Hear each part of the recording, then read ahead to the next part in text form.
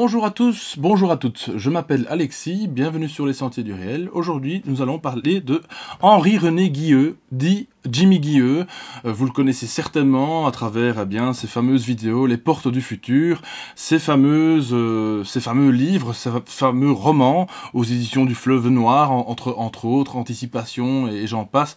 Jimmy Guilleux était donc un ufologue de la première vague en France, dans les années 50, et voilà, il nous a quittés donc en l'an 2000, et voilà. Donc j'ai quelqu'un avec nous qui l'a très bien connu, Charlie Sanson. Bonjour Charlie, comment allez-vous ? Eh bien, ça va très bien. Et vous-même, voilà, dans les brumes du Nord, comment allez-vous ? Oui, dans les brumes du Nord, vous pouvez le dire, effectivement. Pour l'instant, c'est vrai que c'est pas fameux dehors chez nous, donc non, oui. Alors, je vais très bien, et surtout, je suis très, très, très honoré de vous avoir ici en ligne parce que voilà, je pense que les personnes qui ont connu Jimmy et en tout cas qui l'ont apprécié, parce que Dieu sait s'il a eu des ennemis aussi également. Oui. Il a énormément d'amis et surtout énormément de fans, de nouveaux fans, un petit peu comme moi, parce que malheureusement, je l'ai connu un petit peu trop tard, on va dire, quoi qu'il n'est jamais trop tard, en 2004, via justement une vidéo sur Internet. Et quand je l'ai découvert, je peux vous assurer que j'avais vraiment envie de le retrouver. Mais voilà.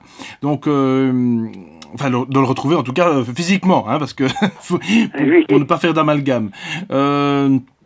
Donc oui, donc vous allez nous parler, ma foi, des souvenirs que vous avez vécus. Alors, Charlie Sanson, on va un petit peu vous présenter quand même.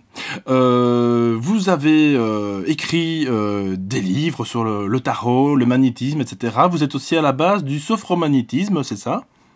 Oui, c'est une méthode que j'ai créée, oui. Oui. Alors, vous avez également préfacé le livre Rennes, le château, les sources de Rudy Jacquet également. Oui, de notre ami Rudy. Voilà, qu'on a reçu d'ailleurs sur les Sentiers du Réel, pour les auditeurs qui nous suivent chaque semaine. Et donc voilà, donc vous avez vraiment un panel de différentes cordes à votre arc, on va dire. Alors, est-ce que vous voulez un petit peu nous parler du sophromagnétisme éventuellement ? Le sophromagnétisme, c'est une méthode que j'ai créée parce que je me suis intéressé très jeune au magnétisme en allant chez des magnétiseurs d'un côté et de l'autre, parce qu'il n'y avait pas de stage à ce moment-là. J'ai connu les premiers sophrologues qui venaient de chez Caicedo en Espagne dans les années 60. C'était la plupart des chirurgiens dentistes de la région de Bordeaux. Et je me suis rendu compte qu'avec le magnétisme, on travaille sur le corps, et avec la sophrologie, on travaille sur le psychisme. Donc l'être humain, pour moi, n'est pas d'un côté un corps, d'un autre côté un psychisme, c'est quelque chose d'holistique, c'est ensemble, inséparable. Et j'ai pensé qu'on pouvait faire des passerelles, ce qui m'a mené à créer le sophromagnétisme.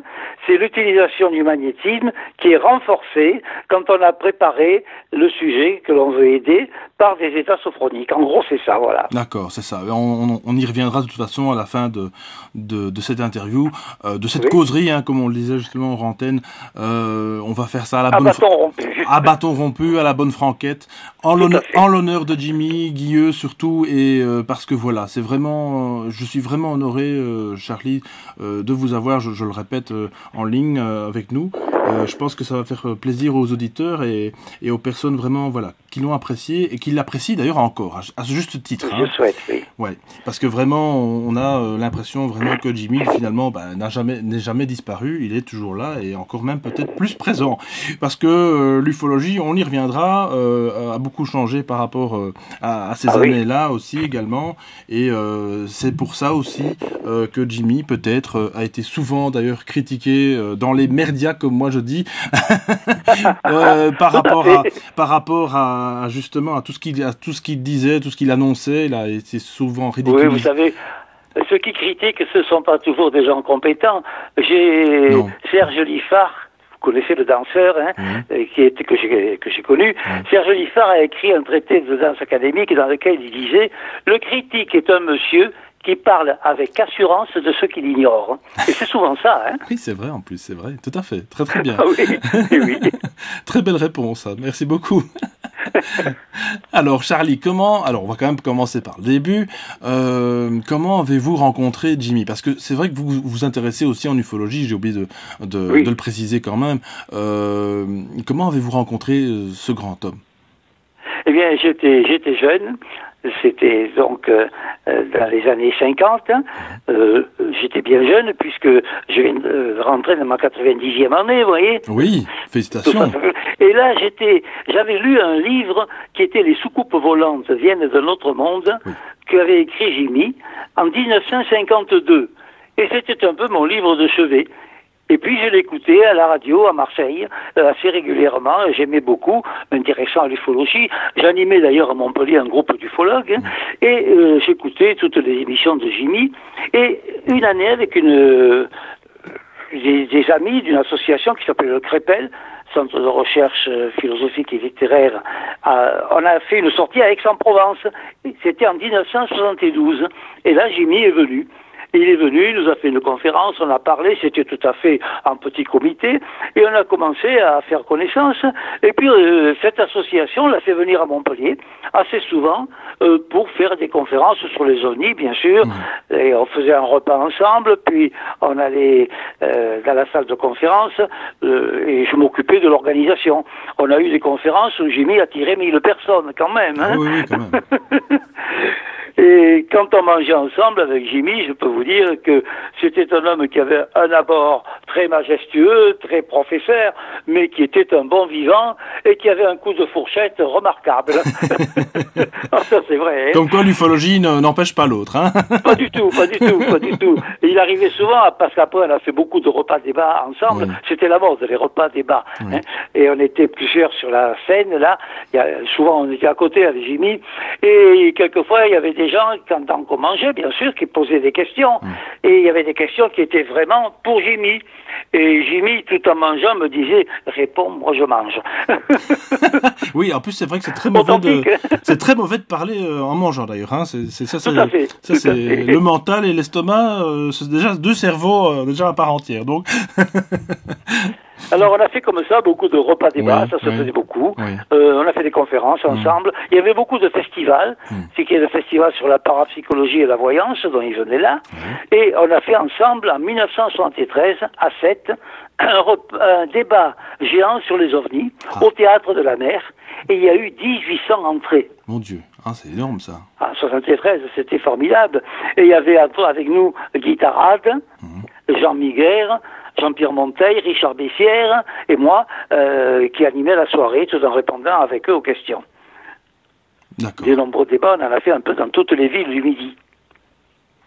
Et vous pensez actuellement, alors là je veux juste un petit peu rebondir, bien qu'on y reviendra aussi dans l'interview, dans la vidéo, c'est que à l'époque, donc en 73 quand même, alors c'est vrai qu'on n'avait pas Internet comme à l'époque, comme maintenant plutôt, et les documents, disons, étaient quand même souvent filtrés justement et par la télé et éventuellement les journaux, et encore, on n'avait quand même pas une littérature, en tout cas pas au libraire du coin. Il fallait quand même plutôt, disons, je pense, s'intéresser à des bibliothèques, disons, beaucoup plus oui, comme l'édition du Fleuve Noir, par exemple, qui était vendue dans les gares un peu partout.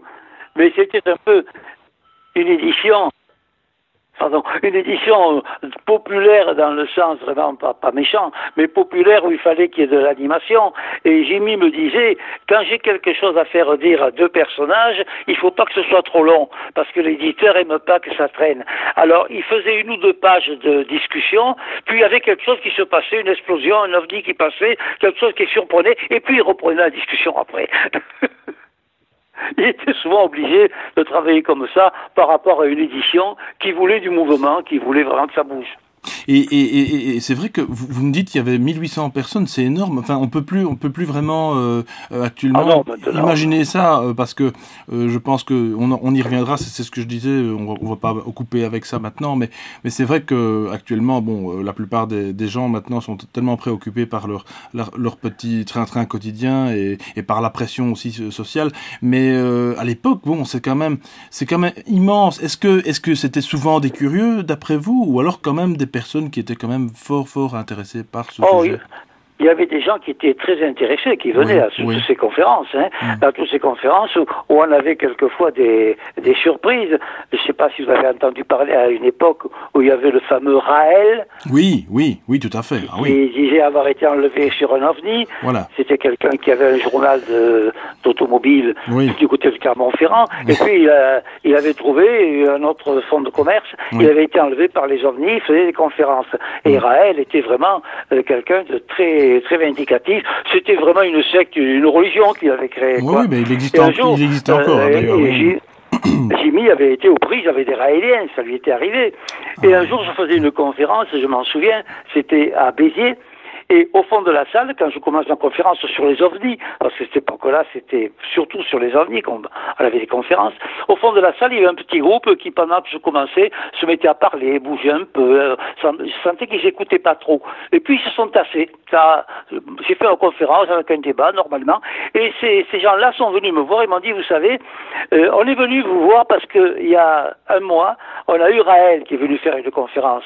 Et Raël a été tellement odieux par rapport aux autres auteurs. Il a été tellement vraiment poussé à nous faire admettre comme une religion ce raélisme en quelque sorte, que vraiment ils en étaient arrivés aux mains et il avait sorti de la salle.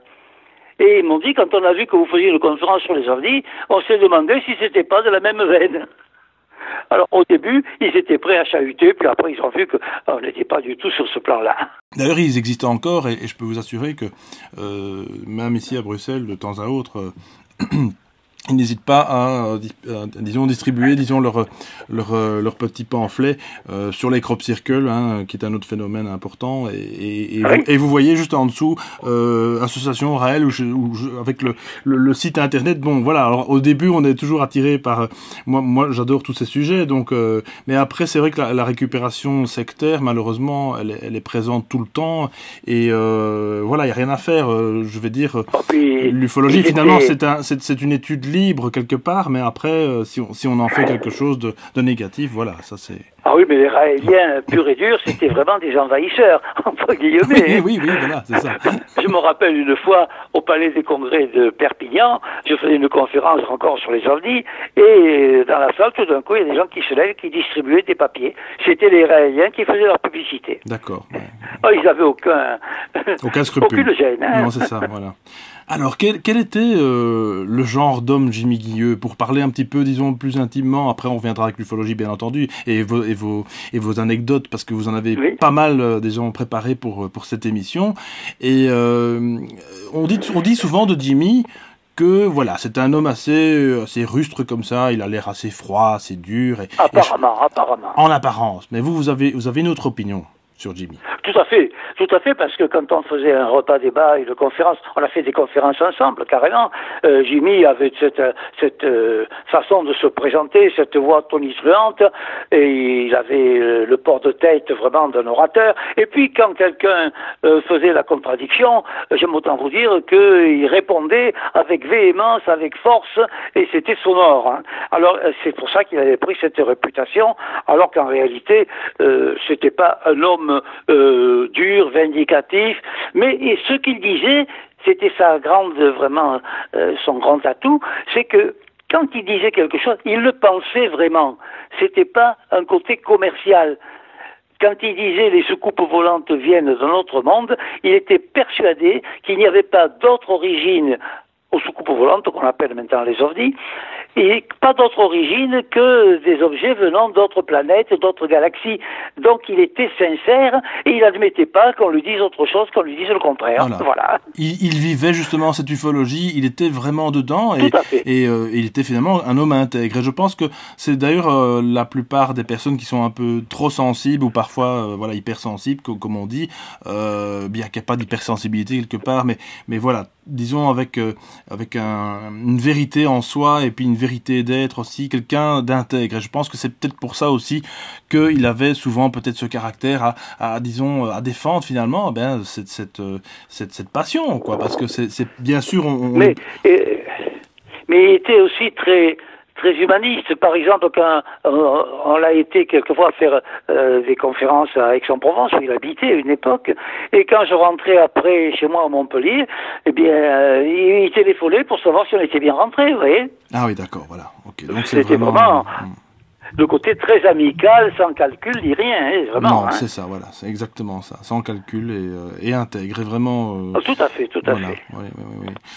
Alors donc vous intéressiez à l'ufologie à ce moment-là déjà depuis quelques années, ou vous avez finalement découvert plus l'ufologie avec lui ou... Je me suis intéressé aux ovnis quand ça a commencé en 1947, après la guerre. Avant de partir au service militaire. Évidemment, comme c'était le cas, je m'intéressais aux ovnis, j'en parlais, et autour de moi, dans ma famille, quand j'arrivais, on me disait, alors tes cerfs-volants, comment vont-ils? Ah ben oui, c'était tout à fait comme ça, à cette époque-là. Hein. Donc je m'y intéressais beaucoup, et c'est comme ça que je suis rentré en relation avec tous les ufologues de l'époque, et avec Jimmy, entre autres, et avec lui, alors on a gardé pas mal de relations. Mais Jimmy avait encore, il poussait vraiment l'honnêteté, c'est que quelquefois, il croyait beaucoup aux possibilités de l'hypnose. Et il avait près de lui un de nos amis communs, qui est un grand ami à moi maintenant également, Daniel Huguet, un hypnologue, et souvent des témoignages qu'on lui faisait sur des ovnis. Il demandait aux témoins d'accepter d'être mis sous hypnose par Daniel pour faire sa déclaration sous hypnose, de façon de voir si ça correspondait avec la déclaration éveillée. Et il m'est arrivé aussi de faire à Avignon, avec Alain Juilly, qui était un hypnologue renommé, et qui est maintenant avec une école de sophrologie, et Alain avait organisé vraiment un grand festival à Cap-Fut, près d'Avignon, et là, il avait fait venir des voyants, qui étaient dans le magasin, et il y avait des conférences. Et parmi les conférenciers, il y avait bien sûr Jimmy Guilleux, et c'était l'époque où on commençait à avoir les radios libres. Et on avait quelqu'un, j'ai travaillé dans une radio libre de Montpellier, qui venait avec une petite mallette qui permettait de passer en direct sur les ondes d'une radio libre, ou de plusieurs radios libres qui s'entendaient entre elles. Et Jimmy participait bien sûr. Mais finalement, c'est un petit peu le Bud Hopkins bien en avant sur son temps. Hein. Vous connaissez peut-être un petit peu de nom, Bud Hopkins, qui a aux États-Unis en tout cas travaillé effectivement avec l'hypnose sur de nombreux témoins, d'abduction et quelque part, voilà. Donc il avait déjà cette l'hypnose, d'ailleurs, j'ai beaucoup travaillé avec Daniel Huguet, qui travaillait avec Jimmy, à l'amitié, et avec mon épouse Camilla Brochka, nous faisons quand même des relations entre le sophromagnétisme et les états hypnotiques, puisque des états sophroniques, on peut descendre jusqu'à l'hypnose. Et nous avons récemment écrit un livre qui a été édité par Trajectoire, Camilla Brochka et Charlie Sanson, dans ce livre, avec comme titre « Toute la vérité sur l'hypnose ». Pour maintenant essayer de défendre l'hypnose qui est récupérée souvent par un corps médical qui récupère l'hypnose commercialement comme ils ont fait pour l'homéopathie ou pour l'acupuncture. Mais oui, parce que quelque part, c'est vrai que des témoins d'OVNI, je pense que quelque part, alors moi c'est vrai que j'ai eu la chance d'en voir 5 ou 6 à 6 reprises, ce qui est quand même énorme sur 40 ans, mais quelque part c'est parce qu'on ne lève plus le nez au ciel, et je pense que les gens maintenant, surtout avec les technologies actuelles, ne sont plus attirés par finalement l'inconnu, et surtout par ce qui est juste au-dessus d'eux, parce que finalement, un ovni, quelque part, on est un petit peu appelé à les regarder. Enfin, moi, en tout cas, c'est mon expérience. J'ai toujours été appelé à regarder le ciel à un moment T. Un petit peu comme s'il nous appelait. C'est assez étonnant. Et puis il y a des gens qui, je pense, font un déni de ce genre d'informations. Je pense qu'en fait, simplement, le monde de l'invisible, quelque part, je l'avais déjà dit en conférence, quelque part, le monde de l'invisible, c'est bien ce qu'on veut voir. C'est si on est d'accord de le voir. Alors que finalement, c'est juste devant nous. C'est exact, oui, souvent dans les conférences, j'ai eu des interventions de ce genre-là, où les gens me disaient, parce que vous voulez voir des ovnis, vous en voyez partout, et moi je leur répliquais, mais vous, tellement vous n'y croyez pas, qu'ils se poseraient devant vous, vous le verriez pas. C'est ça, exactement, tout à fait, voilà. Mais c'était ça, oui, il y a une mise en condition psychique qui joue quand même, c'est important. Exact, c'est important. Exact. Alors dites-moi, oui. Je vous écoute, Charlie. Je vous écoute. C'est votre émission. Je voulais vous dire, Jimmy également, on se voyait assez souvent, bien sûr, on a fait des quantités de choses ensemble, mais on a fait surtout quelque chose qui se faisait à cette époque-là, plusieurs fois, c'était la nuit de l'inconnu, la nuit du mystère. On l'a eu fait à Bayonne, on l'a eu fait un peu partout. Et une fois, Jimmy me téléphone et il me dit, si tu veux, tu viens avec moi, je vais faire une émission organisée par Radio Saint-Bernard, du côté de Martigues, là-bas. Et il me dit, si tu veux, c'est du côté de Fos-sur-Mer, près de Istres, si tu veux, on fera l'émission ensemble, on aura quelques amis. C'est un ami à lui, qui s'appelait Jean Juvet, qui organisait ça. C'était lui qui avait créé la radio Saint-Bernard, au moment des radios libres, et Jean Juvet faisait des émissions. Et cette fois-là, il avait prévu de faire la nuit de l'inconnu, et le magazine auquel je collaborais, qui était justement l'Inconnu, avait participé.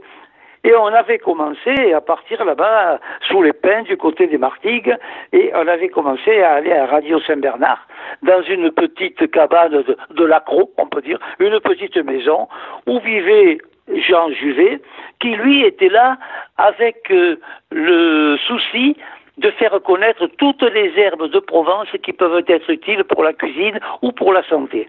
Il avait des herbes partout, c'était formidable. Et c'était un grand ami de Jimmy. Et quand on est arrivé, il pleuvait, il faisait mauvais. Jimmy nous a accueillis sur le seuil de cette petite maison. Des gens étaient invités pour assister dans la pièce à côté à l'émission. Et dans cette émission, il y avait Jean Juvet, il y avait une voyante qui était André Miller, Jimmy Vieux et Angie, qui était une amie de Jimmy, qui était une voyante. Et pour nous recevoir, notre ami, bien sûr, Jean Juvet, avait préparé lui-même des pâtés, du foie gras, enfin une quantité de victuailles, etc. Et Jimmy mangeait tout ça des yeux, et pas seulement des yeux d'ailleurs, même avant de commencer l'émission. Et on a travaillé comme ça, on a commencé à 21h, précise. Les gens posaient des questions. Selon les questions, c'était l'un ou l'autre qui répondait. On était donc 5 autour de la table. Et ça se prolongeait. À minuit, Jean Juvet a dit, on fait une petite pause. Alors on a fait une pause. Il a passé de la musique, des enregistrements. Et bien sûr, on est reparti vers les victuailles qu'il avait préparées. Et Jimmy était bien sûr au premier rang. Et puis on a repris l'antenne, on s'est mis en contact avec le directeur de l'Inconnu à Paris, on a parlé, et c'était formidable parce que les gens qui recevaient les communications, ils n'arrêtaient pas. Ça n'arrêtait pas, les gens téléphonaient, posaient des questions, et on était au micro, les heures passaient, si bien que vers 4 heures du matin, on leur disait encore bonsoir, mais on aurait dû leur dire bonjour. Ah oui, tout à fait, mais on n'avait pas senti de fatigue ni rien. Et puis, il y avait autant d'auditeurs qui participaient, et on a fini à 5 heures du matin. Et là, on leur a dit au revoir. Et quand je suis rentré à Montpellier, il faisait déjà presque jour. Pourtant, c'était en février. Voilà une anecdote qu'on a vécue avec Jimmy. Mais il y en a eu d'autres qui ont été beaucoup plus amusantes. Par exemple, c'était à Bayonne.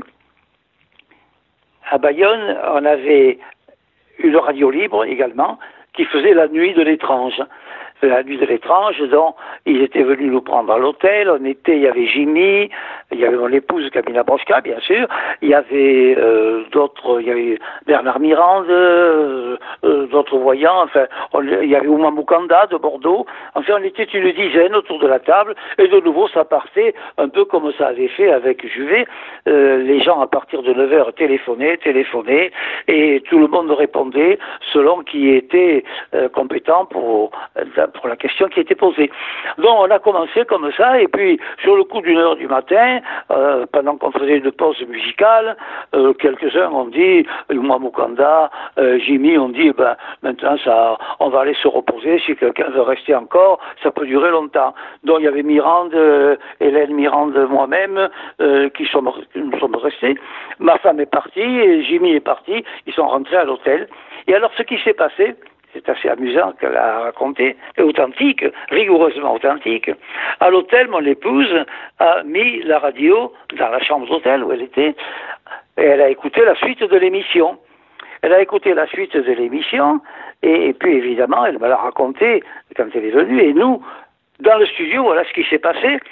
Parmi les gens qui posaient des questions, on a quelqu'un qui nous a dit « Je suis ou l'étranger, je suis brésilien et j'aimerais poser des questions parce que moi aussi, je suis voyant. » Ah bon? Bien sûr, tout le monde, enfin les gens qui étaient là, « Ah bon, vous êtes voyant ?» Il nous parle de son travail en voyance, etc. Il nous dit « Je suis tellement voyant que je vois que M. Mirande, devant le micro, il a une chemise à col ouvert, et que M. Sanson, eh ben lui, il a une cravate. » Alors, on était stupéfait. Il a dit des tas de choses sur nous, comme ça, des descriptions. Et puis, on lui a dit, mais écoutez, demain, nous avons le festival à Bayonne, venez nous voir pendant le festival. Il dit, donc, demain matin, je ne peux pas parce que je vais à la messe. Et il nous a quittés comme ça. Bon, ben, c'est vraiment stupéfiant. Quand je rentre à l'hôtel, ma femme était stupéfiée aussi, elle avait entendu tout ça, et c'était curieux. Et le lendemain, on se retrouve à l'hôtel, au petit déjeuner, Jimmy, Mirande, Ouma Mukanda, mon épouse, tout. Et Jimmy n'était pas arrivé, il nous a rejoints pour le petit déjeuner. Et quand il arrive, on lui dit, eh ben, tu sais, tu aurais dû écouter, hier, à la suite de l'émission, il y a un Brésilien qui nous a vraiment très surpris par la façon dont il faisait la voyance à distance. Et Jimmy qui nous dit, eh bien vous savez, ces Brésiliens, moi je les connais bien, c'était lui. Voilà un peu le caractère de Jimmy, ouais. Magnifique, d'accord. Ah, le coquin. coquin. À Bayonne, c'est rigoureusement authentique, on a beaucoup rigolé. Une fois aussi, on était, vous savez, dans les festivals, il y avait beaucoup d'astrologues, hein, et les astrologues, ils me parlaient d'astrologie. Hein? Alors, il y avait beaucoup d'astrologues autour de nous, on mangeait, et c'était surtout les questions. Et toi, tu es quoi? Moi, je suis poisson. Ah bon, moi, je suis bélier. Moi, je suis balance. Ah oui, mais ton ascendant, c'est quoi? Et ça n'arrêtait pas, ça tournait autour de ça. Et puis, il y en a un qui s'adresse à Jimmy, qui était là en train de manger. Il dit, Jimmy, et toi, qu'est-ce que tu es? Et en mangeant, il répond, concombre ascendant pois chiche. Ça, c'est encore un trait d'humour de Jimmy, c'est authentique. Et il y en a eu beaucoup comme ça, bien sûr. Alors, est-ce que de temps à autre, est-ce qu'il avait parfois des... Est-ce qu'il se confiait à vous, et de temps en temps, est-ce qu'il avait envie parfois de tout plaquer? Parce que je suppose... Non, de tout plaquer, non. Il se confiait vraiment, oui. Parce qu'il avait aussi des problèmes sentimentaux, oui, dans sa vie. Sûr, enfin, on se connaissait très bien, on n'avait pas de secret vraiment, de gros secrets. Donc, quelquefois, il avait un peu de vague à l'âme, mais il était très optimiste, il récupérait très vite quand même. Il récupérait très vite, il était très optimiste. Et il avait quand même été confronté à certains problèmes pénibles. Par exemple, il s'était intéressé aux ovnis qui étaient apparus au-dessus du plateau d'Albion, là où l'armée française avait les missiles de l'époque. Très important. Voilà. Oui. Et ces missiles, une fois par an, les sas étaient ouverts et les missiles étaient pointés. C'était un exercice d'entraînement. Et c'est là que certains disaient avoir aperçu des ovnis. Et Jimmy, tout naturellement, avait écrit aux responsables de l'armée pour demander que des gens qui s'occupent des ufologues reconnus et pas des fantaisistes soient autorisés à aller, quand on ouvrirait le sas, à Albion pour voir s'il y avait vraiment des ovnis, les photographier, etc. Et bien sûr, ça avait été une réponse négative, mais à partir de là, il avait été repéré comme quelqu'un de dangereux par les questions qu'il posait. Et il m'arrivait quelquefois de lui téléphoner, quand il était à Paris, de lui téléphoner, et Jimmy me dit « Ah, attends, je suis occupé, je ne peux pas te répondre, je te rappellerai ». Je savais ce que ça voulait dire. Il avait remarqué qu'il était sur table d'écoute, il n'y avait pas de portable à ce moment-là, il était sur table d'écoute, donc il descendait dans un poste dans la rue, les postes de téléphone qu'il y avait dans la rue, d'une cabine, et là il me rappelait. Et il me disait, je ne t'ai pas parlé parce qu'on ne pouvait rien dire, on était écoutés. D'accord. Allô? Oui, je vous entends, oui. Ah, pardon, je croyais que... C'est pas grave, non, c'est pas grave, ne vous inquiétez pas. Donc, voilà un peu le côté de Jimmy en but avec les autorités. Et une autre fois, moi, j'étais à Épinal, et je faisais une conférence sur les ovnis longtemps après. C'était dans les années 80, ou même début 90.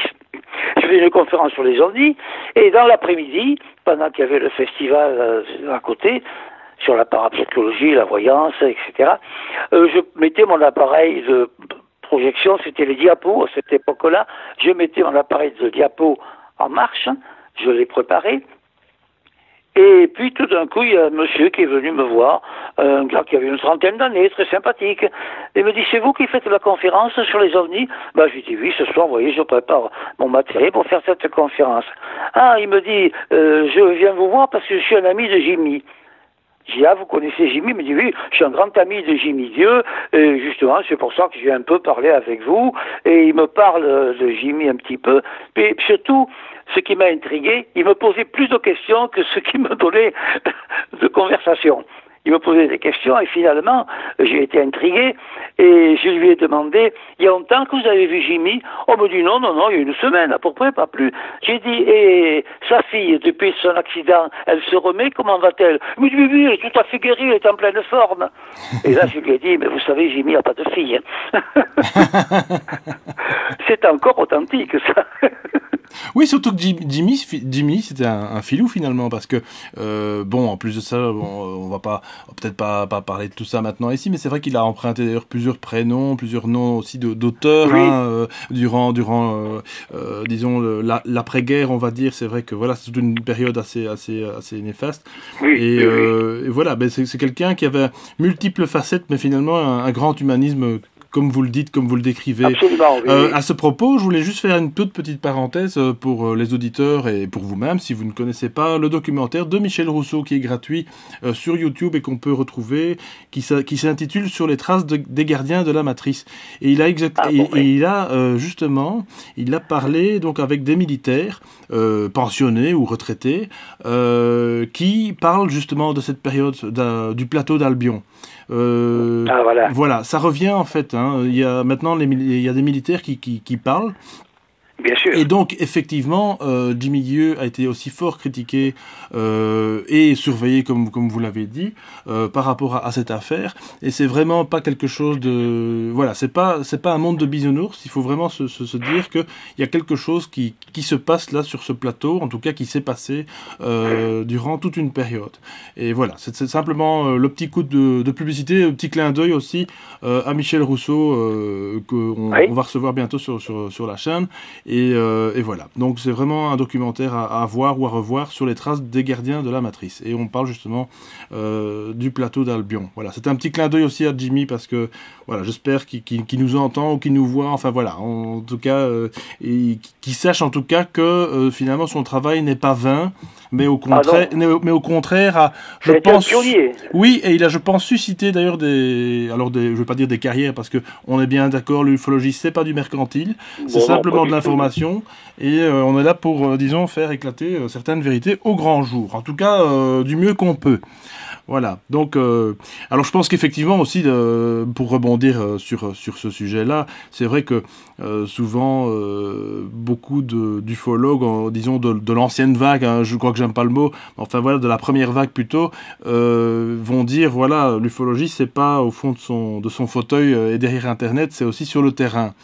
Ah oui, absolument. D'ailleurs, avec Jimmy, nous avons fait ensemble ce qu'on appelait des nuits d'observation avec cette association, je vous ai parlé de Crépel, souvent on faisait venir Jimmy pour une conférence, et par exemple la veille ou le lendemain, on allait faire une nuit d'observation au Pic Saint-Loup, au-dessus de Montpellier. Bon, c'est pas très haut, mais là, on a une belle vue, et il y a eu des observations qu'on faisait sur la montagne de la Madeleine, entre Montpellier et Sète. Et Jimmy est venu quelquefois avec nous, et là, il nous est arrivé des choses curieuses. Il nous est arrivé, par exemple, de mettre deux appareils, c'était des appareils de photo de l'époque, de mettre des appareils en pose au zénith, et nous de partir à quelques centaines de mètres de là, pour pas faire d'interférence. Et les deux appareils, quand on développait les photos, automatiquement, toutes les étoiles faisaient des traits, puisque la Terre avait bougé, et automatiquement, les étoiles sur un appareil en pause pendant 20 minutes, ça fait un trait lumineux. Et il nous est arrivé une fois d'avoir au milieu des traits lumineux un grand point lumineux, très gros. Et évidemment, on a ce point lumineux, c'était pas normal. Il fallait que ce soit quelque chose qui ne dépendait pas de la voûte céleste, mais qui était plus près de nous. Et ce point lumineux, on l'a eu. Ça pouvait être un défaut de pellicule à cette époque, mais on avait mis deux appareils en pause. Et le point lumineux était sur les deux appareils. Ce qui fait que vraiment, c'était pas un défaut de pellicule. Alors on a téléphoné on peut dire à l'aéroport de Montpellier-Fréjorgues pour demander à telle heure s'il y avait des avions qui se posaient ou autre. Il n'y avait pas d'avion en vol dans la région. Enfin, on n'a pas eu d'explication. Et il y a des gens qui étaient avec nous, qui faisaient partie du groupe d'ufologie, qui étaient des mathématiciens. Ils ont fait par trigonométrie des calculs et ils ont vu que selon l'altitude de ce point lumineux, il pouvait être un point qui avait une vingtaine de mètres, ou ça pouvait être quelque chose d'immense, mais beaucoup plus loin. Et on n'a bien sûr jamais eu de réponse. Comme souvent, on a des problèmes, on a des observations, on a des hypothèses, mais on n'a pas de réponse. C'est ça le problème. Oui, c'est ça, exactement. Les questions, finalement, apportent d'autres questions et souvent... Au début des premiers satellites, on était une fois au Pic Saint-Loup, le ciel était très bleu, très bleu, très lumineux, c'était la nuit bien sûr, et on s'amusait à regarder passer les satellites. Et les satellites passaient tous on peut dire, du sud-ouest vers le nord-est, du sud-ouest vers le nord-est. C'était toujours la même trajectoire, on les voyait passer. Et tout à coup, on a vu un satellite qui a fait la même trajectoire, qui s'est arrêté, qui est reparti dans l'autre sens. Alors, de nouveau, c'est pareil. Alors là, c'est là que on n'était pas toujours tout à fait d'accord avec Jimmy Guilleux, parce que qu'est-ce que c'était? Était-ce vraiment un vaisseau extraterrestre comme lui le pensait? On avait la définition de l'OVNI, c'est l'objet volant non identifié. Et donc, ça peut être... Après, tout ce qu'on peut dire, c'est dans le domaine de l'hypothèse. Et pour Jimmy, c'était pas une hypothèse, c'était vraiment des gens qui venaient d'autres planètes. Oui, c'est pour ça qu'il était en avant sur son temps et sur les autres aussi, sur ses collègues aussi, parce que finalement, beaucoup de ses collègues, en tout cas des personnes, quand je dis collègues, c'est bien entendu, des passionnés comme vous, hein, Charlie, qui donc étudiaient le phénomène. Effectivement, si on reprend la signification du mot OVNI, il s'agit en rien, en tout cas, de quelque chose d'extraterrestre, pas forcément, en tout cas. Mais voilà, Jimmy allait plus loin, finalement. Il était convaincu dans ses tripes qu'il y avait quelque chose, finalement, en dehors de notre système solaire. D'ailleurs. Maintenant, il est possible, bien sûr, qu'à cette époque-là, il y ait eu des expériences d'appareils que les militaires ne voulaient pas. C'est pas impossible. Il y a eu, par exemple, parce que j'enquêtais beaucoup sur ces sujets, et je ne restais pas dans mon fauteuil, j'allais sur le terrain toujours. Voilà. Et on a eu une année du côté de la Madeleine, là on faisait l'observation justement, on a eu des jeunes qui essayaient des vélomoteurs et qui partaient de Fabrègues, un petit village, et montaient jusqu'à la Madeleine. Et puis arrivés à mi-hauteur, à un endroit où il y avait un espace un peu plat, ils ont vu quelque chose, comme ils disaient eux, comme une voiture, comme une dauphine posée sur des trépieds. ils ont été stupéfaits, il y avait de la lumière aussi, et ils sont redescendus. Ils sont remontés avec d'autres personnes, et ils ont encore revu le même phénomène, une grosse masse, qui était à environ une cinquantaine de mètres d'eux, ils n'ont pas osé s'approcher davantage, et cette grosse masse était posée sur des pieds. Donc c'était quand même quelque chose de curieux. Alors ces jeunes, un peu effrayés, sont redescendus au village en voiture avec des adultes. Et ils n'ont vu à ce moment-là qu'une lumière qui disparaissait au lointain, qui était partie. Alors là, bien sûr, j'ai quelqu'un que je connais qui a fait des prélèvements sur l'emplacement de cet atterrissage où il y avait des preuves. On voyait les marques sur le sol. Il a retiré de la terre à cet endroit-là, il a retiré de la terre un peu plus loin, il a fait analyser, et la terre sur laquelle il y avait l'empreinte de ces béquilles, en quelque sorte, était complètement neutralisée, pasteurisée, alors que l'autre terre ailleurs était tout à fait normale. Mais là, de nouveau, était-ce un engin terrestre? Était-ce un engin qui venait d'ailleurs? C'est assez difficile à expliquer. Oui, c'est ça. C'est un petit peu comme l'affaire Roswell aux États-Unis qui est encore d'ailleurs sujet à controverse puisque encore ça continue. Oui, oui ça continue. Voilà, on est toujours dans l'interrogation. Est-ce effectivement un engin extraterrestre que les États-Unis auraient descendu, on va dire ça comme ça, quoi. Voilà, accidenté, ou était-ce effectivement une expérience, en tout cas pas un ballon. Ça, il faut arrêter avec cette théorie qui est vieille de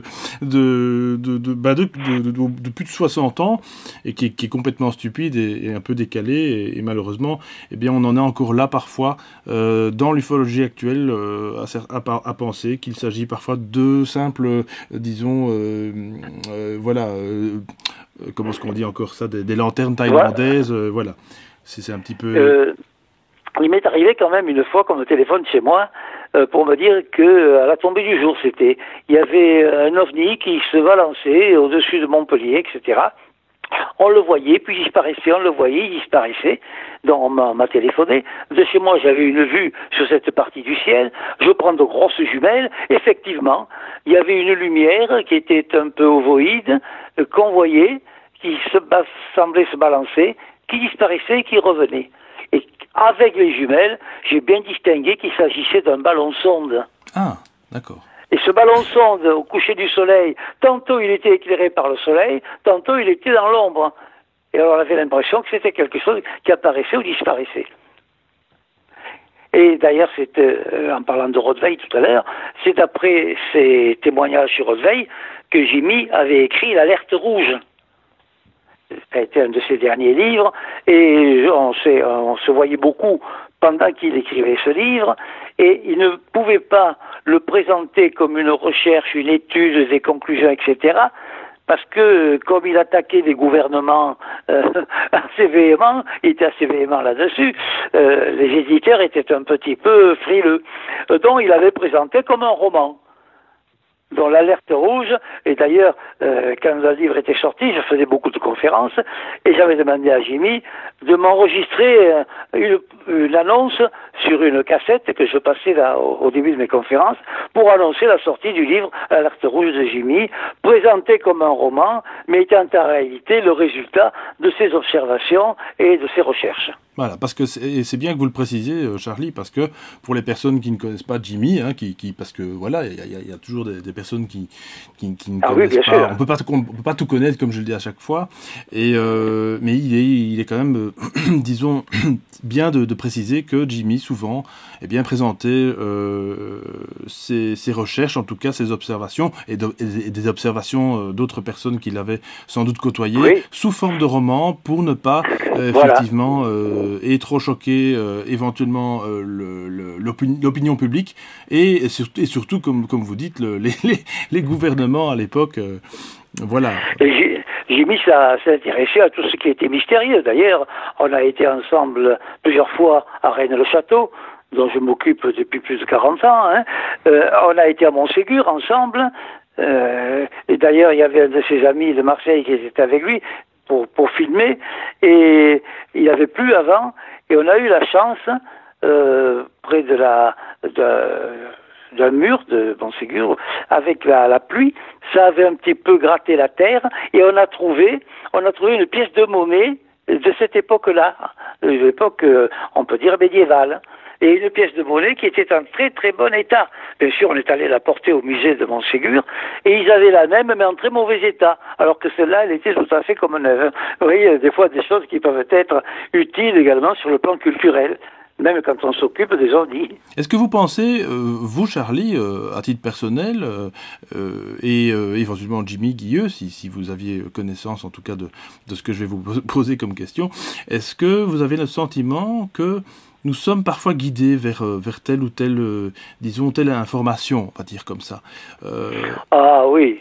Oui. Oui, nous avons des pensées que nous croyons être personnelles et qui peuvent nous arriver. Alors là, je l'étudie beaucoup dans le cadre du sophomagnétisme, en étudiant les particules élémentaires d'après les théories du physicien Jean Charron. Oui. Et là, on peut être influencé de différentes façons par des vibrations qui peuvent être des vibrations enregistrées par on peut dire par des pierres, par des cristaux, hein, ou par des êtres vivants. On est vraiment très très fragile sur le plan de l'indépendance intellectuelle. C'est ça, Je pense qu'on a beaucoup d'interférences qui se produisent et il faut être prudent quand on affirme, parce que quelquefois il vaut mieux, comme on dit, tourner plusieurs fois la langue dans sa bouche.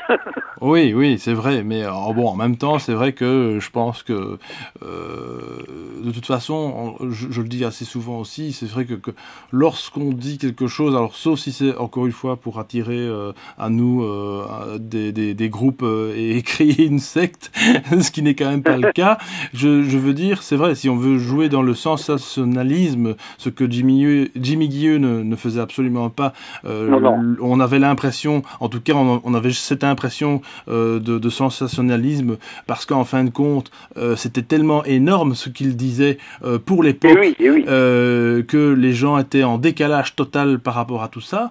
Maintenant, vous diriez ça à quelqu'un de passionné comme moi et comme tous les auditeurs qui nous écoutent, voilà, c'est quelque chose de presque naturel en fait.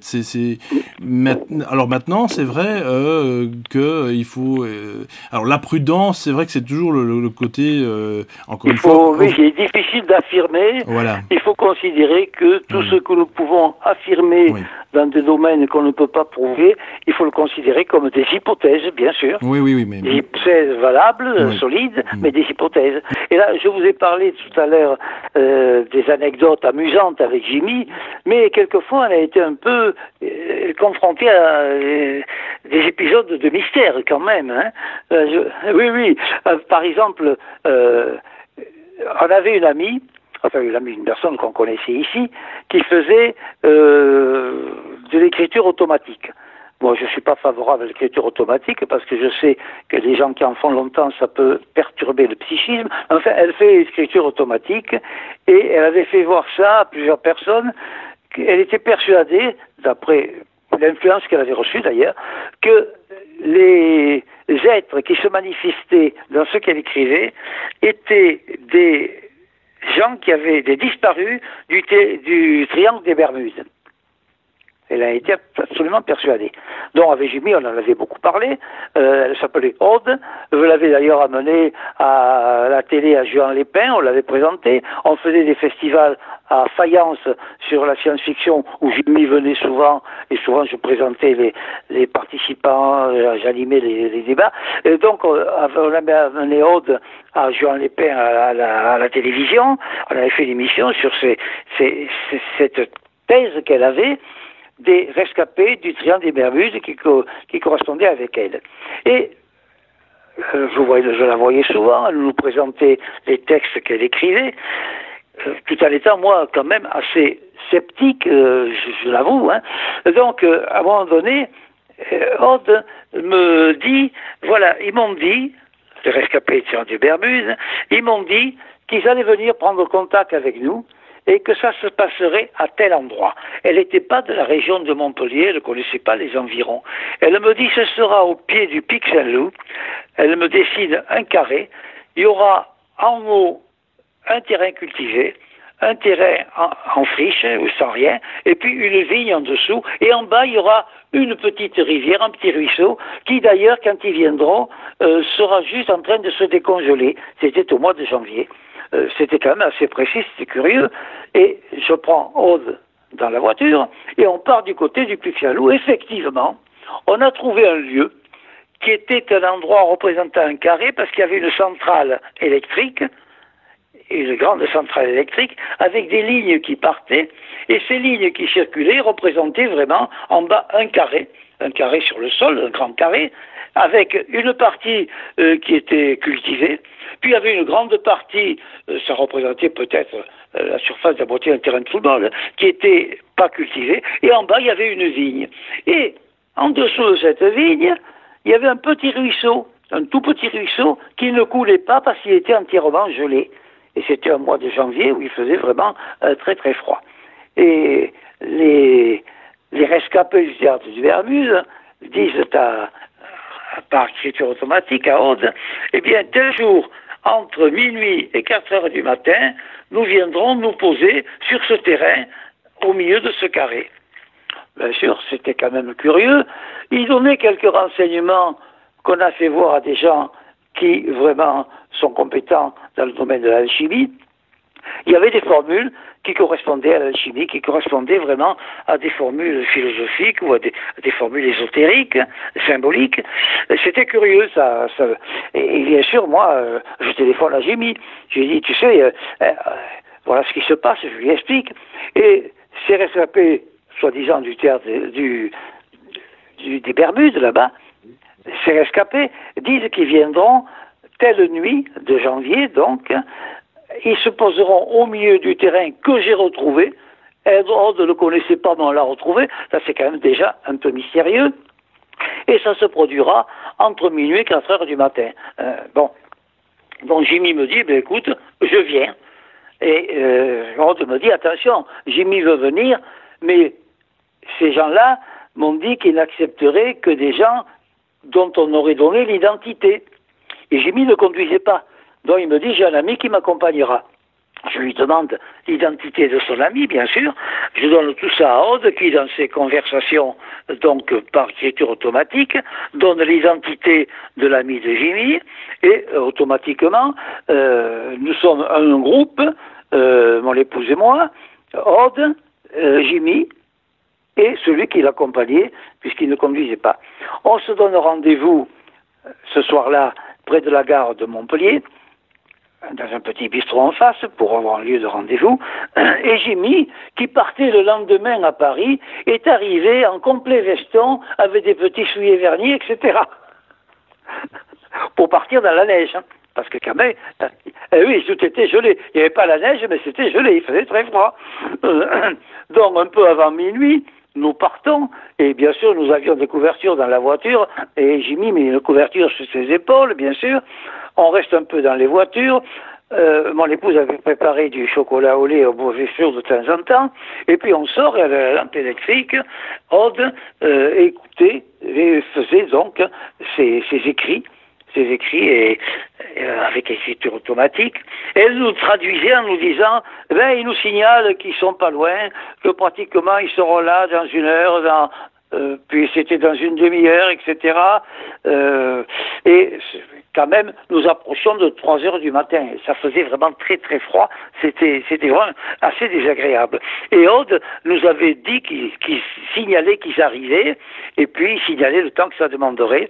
Et brusquement, vers 3 heures du matin, on aurait dit que le contact était rompu. Plus rien, absolument plus rien. On a attendu jusqu'à 4 heures puisqu'ils avaient donné ce délai. Et puis à 4 heures, bien sûr, on est rentré. Vraiment, on était tout à fait frigorifiés. Et bon, Jimmy est parti à Paris, et 2 jours après, on a revu Aude, cette personne là, qui fait cette écriture automatique, et on lui a dit, mais alors, qu'est-ce qui s'est passé? Elle m'a dit, mais j'ai la réponse, je sais pourquoi il s'est passé un inconvénient. Et pourquoi? Eh bien, j'ai donné l'identité de la personne qui accompagnerait Jimmy Guilleux. Or, cette personne-là n'a pas été libre, et Jimmy est venu de quelqu'un de plus. dont il y avait un intrus sur le terrain, et ils sont repartis quand ils s'en sont rendus compte. D'accord. Écoute, Voilà. alors ça c'est, alors si je vous coupe la parole, mais après vous reprendrez. Hein. Oui. N'oubliez pas ce que vous allez dire parce que ça résonne en moi. J'ai reçu quelqu'un qui a connu aussi Jimmy Guilleux, que vous connaissez sans doute, Claude Burkel sur la chaîne ici des Sentiers du Réel, Oui. et il m'avait raconté effectivement cette histoire il y a 2 ans, 2015, lors de la vidéo, sur cette fameuse forêt d'Orient, hein, qu'il a étudiée pendant quelques années, et Ah, mais ça, c'est la forêt d'Orient du côté de Troyes. oui, voilà. Et, Oui, je connais très bien. Voilà. Et notamment, il y a beaucoup de choses qui s'y passent aussi. Il a d'ailleurs, voilà, fait des observations ufologiques. Et il y a également la même histoire que vous racontez, à peu près. C'est que il y avait, donc ils étaient un petit groupe de personnes et il devait y avoir une porte induite qui devait disons, s'ouvrir, on va dire. Hein. Là, c'est plutôt d'un autre ressort, mais enfin, et il y avait une personne qui était plutôt négative dans le groupe. Donc qui sans doute venait plutôt en touriste, comme je dis souvent, ou peut-être quelqu'un qui n'y croyait pas, peut-être qui n'était pas, disons, connecté à tout ça. Eh bien, la porte ne s'est pas ouverte. Et ça a été, disons, voilà, l'explication, d'après Claude Burkel, bien entendu, que cette personne n'avait rien à faire dans le groupe. Et ça, c'est vraiment très intéressant, votre histoire, Charlie. Et oui, ça c'est authentique, on a vécu avec Jimmy, et c'est vraiment, là c'était pas le côté, il y avait pas, si, il y avait de l'humour à la fin, mais sur place c'était vraiment assez curieux de voir comment elle recevait ces messages. Alors, qu'est-ce qui s'est passé? Je sais pas. Quel est l'esprit humain? Quand on dit justement que nos pensées ne nous appartiennent pas tout à fait, ça en est un exemple. Oui, bien sûr. Exactement. Et il faut pas oublier quand même que nous baignons en fait, on pourrait comparer ça à un gros disque dur, hein. C'est un petit peu comme dirait un petit peu comme dirait Edgar Cayce, entre autres, les fameux annales akashiques.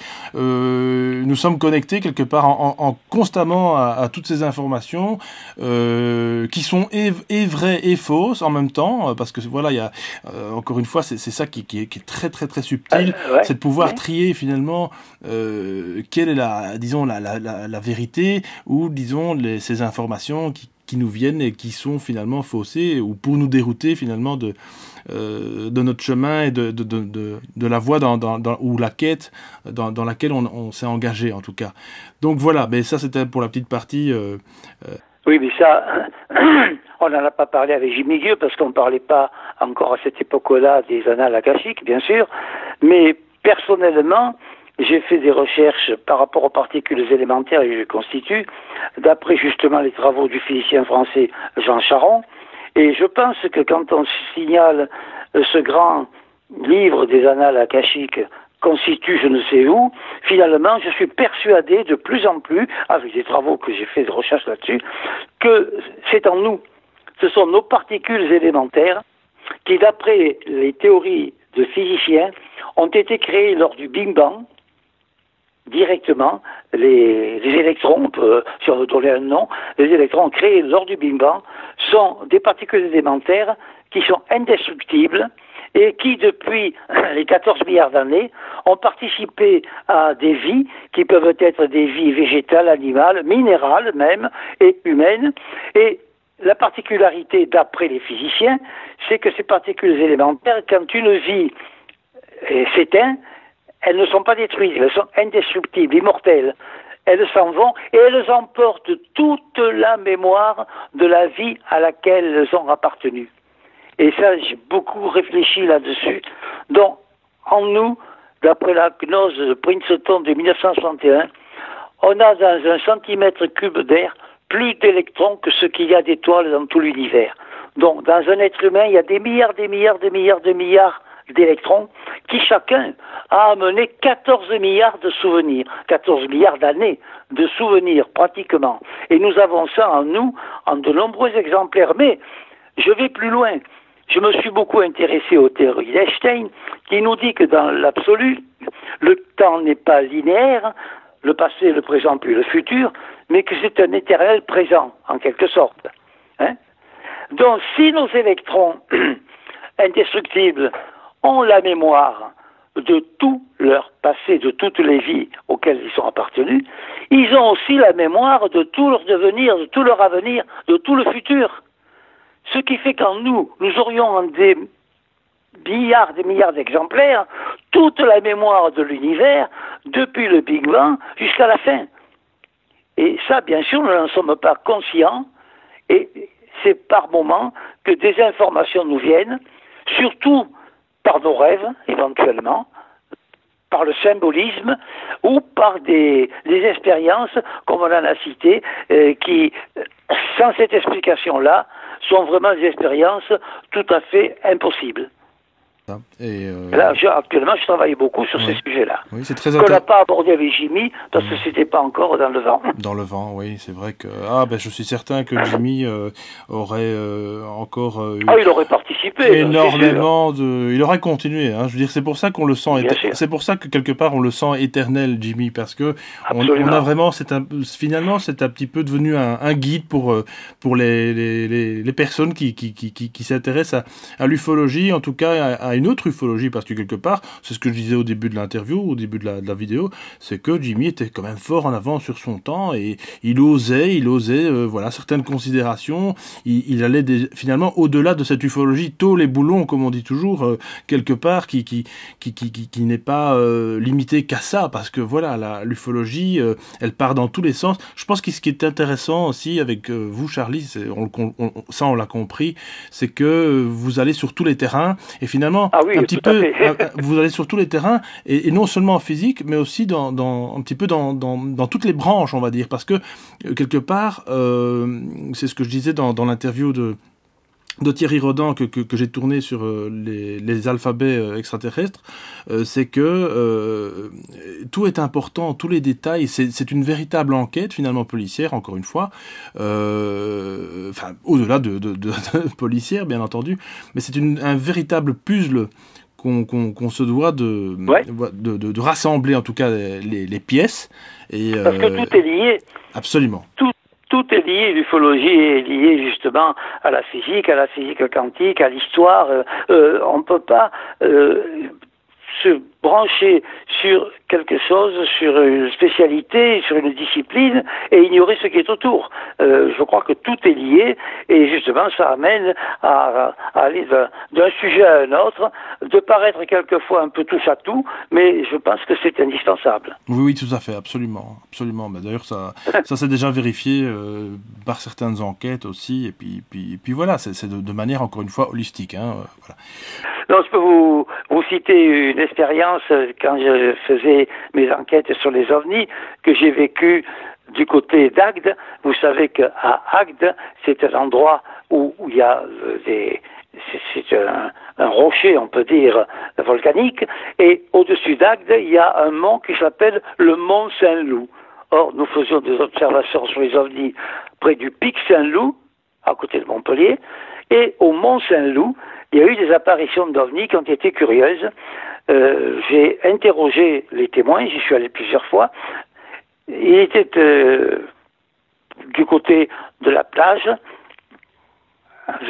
pas loin de la mer, avant Agde, entre Sète, avant d'arriver à Agde. Il y a un endroit où il y avait des gens qui travaillaient pour le PTT, un dépôt des PTT. Et un jour, ils ont vu passer, à peut-être 300 mètres d'eux, une espèce de cigare qui marchait qui volait lentement, qui n'était pas très haut, qui se déplaçait lentement et qui est parti doucement vers le sommet du mont Saint-Loup au-dessus d'Agde. Un mois après, ça s'est renouvelé. Cet engin est arrivé, il y avait des lumières qui clignotaient, c'était long d'après eux comme un ballon, comme un terrain de football, et sa vitesse de déplacement était à peu près comme pourrait faire un vélomoteur. Donc ils l'ont vu passer, et les jeunes qui étaient là ont eu l'idée de prendre leur voiture et de le suivre. Ils ont suivi l'OVNI qui est allé vers le mont Saint-Loup, dont le volcan, dont le cratère est au-dessus d'Agde, et au-dessus de cette montagne, cet ovni, appelons-le comme ça, puisque c'était un objet volant non identifié, cet objet se balançait, en somme resté un peu immobile là, et puis il est reparti. Et ces gens-là, avec leur voiture, l'ont suivi. Ils l'ont suivi sur la route qui mène de Sète à Frontignan. C'était assez amusant, c'était des jeunes. Ils lui ont même fait des appels de phare, mais ils n'ont pas eu de réponse. Et quand ils sont arrivés un peu avant Pomerol, du côté de Frontignan, là-bas, l'engin est parti vers la mer et il a pris de la hauteur. Et le lendemain, on a su qu'au-dessus de Montpellier, on avait vu passer à la même heure des petites lumières avec un engin qu'on ne distinguait qu'en petites silhouettes. Voilà des choses qu'on a vécues et dont on ne peut tirer aucune conclusion, malheureusement. Est-ce que vous pensez, vous, Charlie, lors d'observations comme ça, qu'on se sent privilégié finalement? Parce que, alors je parle pas d'ego ici, bien entendu, je parle simplement de l'émerveillement qu'on a à pouvoir comme ça observer des ovnis. On a parfois l'impression même que ça s'adresse qu'à nous. On est très seul finalement, hein, c'est ce que je dis aussi souvent dans les conférences ou dans les vidéos, c'est que on se sent parfois un petit peu seul, on a l'impression que ça s'adresse simplement à nous. Et quand vous racontez ça à quelqu'un d'autre, ma foi, si c'est quelqu'un qui n'est pas connecté du tout à l'ufologie, ma foi, c'est une histoire tout à fait banale. Voilà. Des fables modernes, des contes modernes. Oui, voilà, oui. Ah oui. Alors, et oui, mais actuellement, c'est ça. Il y a toujours un côté de gens qui sont prêts à tout croire, à n'importe quoi, même ce qui est commercial, qui ne tient pas debout, et d'autres qui refusent tout. Oui, c'est ça, voilà. Et bon, on se situe à peu près au milieu pour être le plus lucide possible, tant qu'on peut, quoi. Hein. Oui, c'est ça, oui. Mais sans rien refuser. Non, c'est ça, exactement. Enfin voilà, on a fait un bon petit tour quand même. Hein. Ah oui, on a fait un bon petit tour là, dites-moi. Alors c'est vrai que Jimmy, c'est vrai que je crois qu'il aurait vraiment apprécié cette émission de toute façon. Oh oui, tout à fait. Encore comme je dis souvent, je pense que quelque part, ma foi, s'ils arrivent à nous entendre de l'autre côté, en fait, ils nous entendent, mais voilà. Donc encore une fois, je souhaite à Jimmy, s'il nous écoute, ma foi, et avec au nom de Charlie Sanson, beaucoup de, j'espère qu'il peut travailler de l'autre côté, alors peut-être pas sur l'ufologie, peut-être dans les bibliothèques des akashiques, que nul ne le sait, mais en tout cas, je voulais vraiment qu'il sache. Et de toute façon, on garde un très bon souvenir de lui, de nos relations, et je suis moi personnellement très heureux quand je peux évoquer sa mémoire, bien sûr. Oui, c'est vraiment merci encore de ce côté-là, Charlie, parce que vraiment pour tout ça, parce que vraiment c'est ce qu'on disait hors antenne, on fait trop peu d'hommages à Jimmy Guilleux, et je pense que quelque part il a fait peur à l'époque, il a fait peur en son temps. Il a surpris. Et il surprend, je pense, encore certaines personnes. Et je pense que c'est pour ça peut-être aussi que certaines personnes n'osent pas en parler, parce que il y a cette espèce de, disons, d'aura autour de Jimmy qui reste là et qui est assez puissante pour ma part.